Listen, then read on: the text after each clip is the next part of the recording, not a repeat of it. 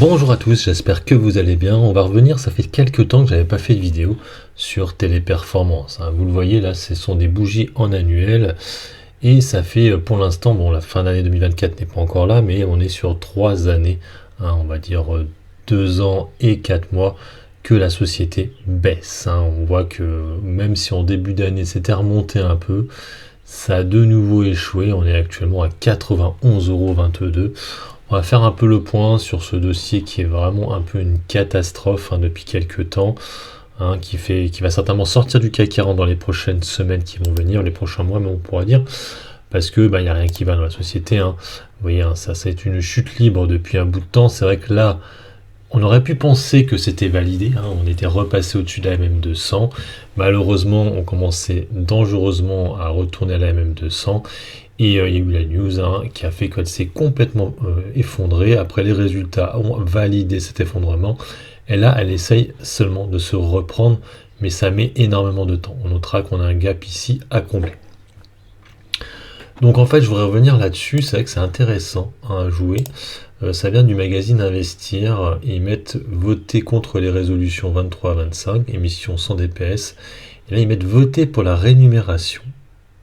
Le bonus est bien lié à la performance, donc il recule de 42%. L'objectif de croissance organique n'ayant pas été atteint. Donc ils disent que pour qu'ils touchent un bonus, grosso modo, il y avait deux choses. Il y avait l'objectif de croissance organique qui n'est pas atteint. Ça, c'est par rapport au résultat 2023. C'était pas ce qui était prévu. Vous avez vu, ils ont fait 2 ou 3 profit warnings d'affilée. Et du coup, il pourrait essayer de jouer le bonus de performance. Mais il y a un recul de 42%. Donc ça va être un peu compliqué. Mais on pourrait essayer de jouer ça. Ça voudrait dire qu'en fait, ils n'auraient pas de bonus. Pas d'action gratuite. Vous savez, ce qu'on m'avait dit à un moment donné pendant un live, que en fait, ça sert à rien qu'ils achètent des actions parce qu'on leur donne des actions de performance. Mais là, ils n'en auraient pas. C'est ça le truc. Alors c'est ça du coup qui m'étonne un peu. C'est pourquoi la direction n'en a pas racheté dernièrement. Donc on va aller voir un peu, là, vite fait ici, Téléperformance. Donc je vous rappelle que depuis qu'il y a eu les résultats, on n'a eu aucun achat. On n'a eu qu'une session de Brigitte Debris, 27 000 €, sinon il n'y a rien du tout. Donc la direction, les administrateurs, personne n'a acheté. Et avant, c'était avant résultat, c'était les administrateurs. En tout cas, la direction, les derniers mouvements qu'on a eus, ce sont été des ventes qui ont été faites par les dirigeants. C'est plus c'était quand, c'était il y a quelques temps maintenant. C'était en fait l'année dernière. En fait, c'était justement par rapport aux actions de. Les actions de performance, elles sont là, vous voyez, c'est en juillet. Hop, on les voit ici. Donc ce sont ces fameuses actions. Donc il faudrait qu'en fait la société monte au niveau de son cours de bourse à supérieur, je pense, à 130 € à peu près. Pour l'instant, ce n'est pas le cas. Donc, elle pourrait peut-être remonter à ces niveaux-là avant. Alors, j'essaie de trouver les ventes de Monsieur Julien, mais Monsieur Julien, c'était après, en fait. C'était avant, en fait. Elles étaient là. Donc, il avait dit que c'était par rapport à leurs actions. Bon, par rapport, vous savez, aux impôts à payer dessus. Donc voilà, le dernier mouvement qu'il y a eu, c'est lui qui a vendu des actions, et avant, c'était en fait en avril, quand ils avaient acheté énormément pour faire un effet de com, disant, vous voyez, actuellement, la société n'est pas chère. On était à 170, maintenant on est à 90, et bizarrement, ils n'achètent plus rien. Donc c'est ça qui pose problème. Ce qui pose aussi problème, bien sûr, c'est la VAD. La VAD sur la société qui est un peu augmentée depuis la dernière fois, même si QB Research est parti. Ils avaient une grosse position avant, ils sont partis pour aller voir d'autres niveaux, d'autres sociétés plutôt. Donc eux sont partis, mais il en reste toujours deux. Marshall Ways qui a 0,77 et Gladstone Capital Management qui a 0,71. Bon, en tout cas, la bonne nouvelle, c'est qu'il n'y a plus que deux sociétés qui jouent la baisse. Je pense que QB Research a gagné pas mal. Vu qu'ils étaient en fond de VAD, QB Research, c'était avant mars, c'était avant résultat ou ils sont arrivés après? En tout cas, on est redescendu à 0, on est descendu à 85 €. Donc c'est sûr qu'ils se sont fait pas mal d'argent. Ils se disent bon bah là c'est bon, on a touché assez, on pense que ça risque de remonter. Ensuite, on va regarder un peu chiffres. Donc dans les attentes, Alors, on a vu déjà que les consensus ont tous été revus à la baisse, hein. On va regarder vite fait ça, je vais vous montrer. Donc vous le voyez, au niveau des consensus, hein, beaucoup d'analystes ont revu à la baisse leurs analyses. Donc vous voyez par exemple UBS qui passe de 137 à 95 euros. Hein, donc ils l'ont revu, mais après je ne vais pas tous vous les faire, mais il y en a beaucoup qui ont revu à la baisse, donc 95, il y en a qui ont revu ouais, beaucoup en dessous des 100. Quelques-uns aussi ont laissé vers les 120-130. Et t'en as un ou deux qui ont laissé 200 euros, mais sinon c'est énormément de révisions à la baisse de leurs estimations. Le problème c'est qu'ils avaient donné leurs estimations avant les résultats, chose qu'il ne faut pas faire. Donc quand on voit au niveau des chiffres, on voit qu'effectivement la croissance n'est plus vraiment là. Hein, là il y a une grosse croissance de 23%, mais c'est normal, parce que ça prend en compte l'arrivée de Majorel. Donc c'est pour ça que ça monte assez fortement. De même que le EBITDA. Alors c'est vrai que par contre les marges de EBITDA, si ça tient bien ce qui a été annoncé, on serait sur une hausse des marges de EBITDA, on était à 20 et des poussières, là on sera à 21. Donc à voir si c'est bien validé, ça veut dire qu'il y aurait un rehaussement des marges, peut-être avec celle de Majorel. Bon, on notera que la dette financière a rebaissé un petit peu, l'actif net par action a augmenté, et le cash flow par action 20 euros par action, donc c'est plutôt correct on va dire, hein. On serait sur un rendement de 4,80.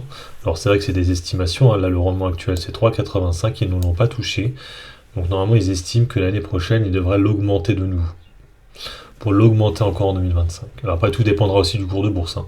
Ça veut dire qu'en fait là c'est 5,41, mais si on remonte à 200 euros par exemple, ce sera plus 5,41.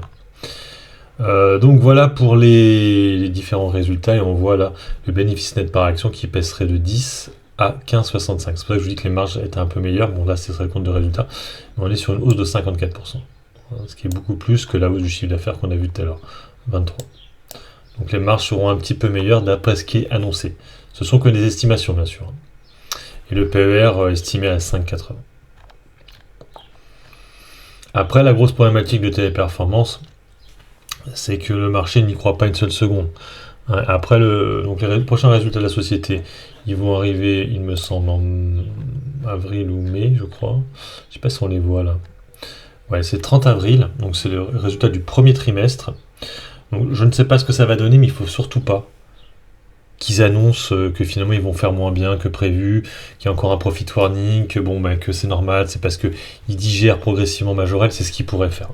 Que finalement l'acquisition met un peu plus de temps que prévu, et que c'est tout à fait normal, ils ont fait une acquisition, mais le marché n'accepterait de nouveau pas et ça pourrait de nouveau rebaisser. Donc en fait la société pour moi devient un peu spéculative maintenant, hein, parce que là en fait on spécule sur le fait que on ne sait pas où est-ce qu'on va réellement, quoi. Donc on pourrait essayer de rejouer un retour au-dessus des 110 euros dans un premier temps, et peut-être aller rechercher les 130, 135. Après, plus haut, tout va dépendre des communiqués de presse, hein, de la société. Est-ce que les marges vont bien être celles qui sont annoncées, les marges de EBITDA? Est-ce que ce sera bien 21, ce qui voudrait dire que ce serait plutôt pas mal, ou est-ce que finalement ce sera moins bon que prévu? Je rappelle qu'il y a toujours ce gap à combler à 205 euros, à peu près 200 euros, qui n'a pas été comblé. Donc on pourrait essayer de viser ça d'ici un an ou deux.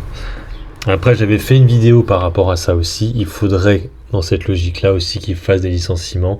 Après, dernière petite chose par rapport à l'IA, je pense peut-être qu'ils pourraient les sauver aussi, c'est que les gouvernements, peut-être à un moment donné, vont mettre le holà sur cette IA qui est comme assez problématique pour les pertes d'emploi, parce que l'IA pourrait remplacer énormément de postes dans le tertiaire. Et ça peut être problématique, et peut-être que là, les États vont peut-être dire stop, parce que là, on ne peut pas licencier tout le monde. Voilà, donc j'ai fait le point sur Téléperformance. Donc bon, 200 euros, je sais pas, en tout cas on pourrait essayer de viser un retour à 130 euros. Bon, bien sûr, je suis actionnaire, j'en ai un peu marre de cette société, je vous avoue. Ça fait très longtemps que je suis dessus, entre parenthèses, c'était un trade que j'avais fait. Donc moi j'étais rentré à peu près, ça fait un an.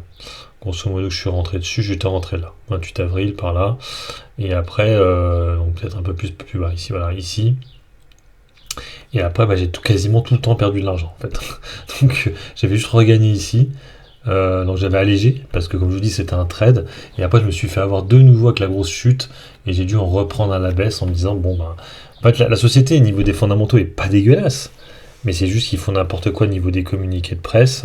Et après, elle pourrait aussi peut-être être sauvée par une personne qui arrivera au capital, dire, qu'est-ce que vous foutez, les mecs, là, hein, on va essayer de retourner ça. Ça, ce serait cool aussi.